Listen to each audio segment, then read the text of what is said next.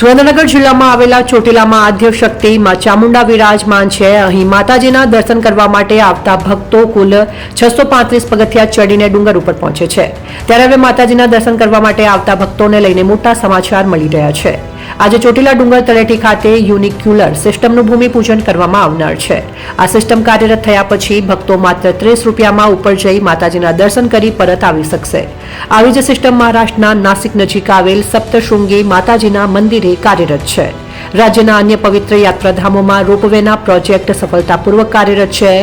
અંબાજી, પાવાગઢ, જૂનાગઢ સહિતના ધાર્મિક સ્થાનોમાં રોપવે આવેલા છે। અગાઉ ચોટીલામાં પણ રોપવેની તૈયારીઓ દર્શાવવામાં આવી હતી, જો કે આ મામલો હાઈકોર્ટમાં પહોંચ્યો છે। મળતી માહિતી પ્રમાણે અંદાજે ₹40 કરોડથી વધુના ખર્ચે સિસ્ટમ 2 વર્ષમાં તૈયાર થઈ જશે। હવે ચોટીલા ડુંગર મહંત પરિવારના પ્રયાસો બાદ ચોટીલા ડુંગર ઉપર યુનિક્યુલર સિસ્ટમ લગાવવામાં આવનાર છે। આ નિર્ણયને લઈને મહંત પરિવાર અને શ્રદ્ધાળુઓમાં આનંદની લાગણી ફેલાઈ છે।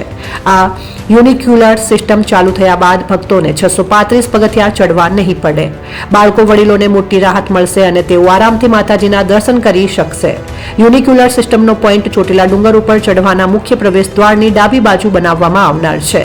આજે સવારે 11:30 કલાકે ડુંગર તળેટી ખાતે યુનિક્યુલર સિસ્ટમ ભૂમિપૂજન કરવામાં આવનાર છે, જેમાં કેન્દ્રીય રાજ્યમંત્રી અશ્વિની કુમાર ચૌબે, સુરેન્દ્રનગરના સાંસદ અને કેન્દ્રીય મંત્રી ડોક્ટર મહેન્દ્રભાઈ મુંજપરા, કર્ણાટકના પૂર્વ રાજ્યપાલ વજુભાઈ વાળા, નાયબ મુખ્ય દંડક જગદીશભાઈ મકવાણા સહિત અગ્રણીઓ ઉપસ્થિત રહેશે।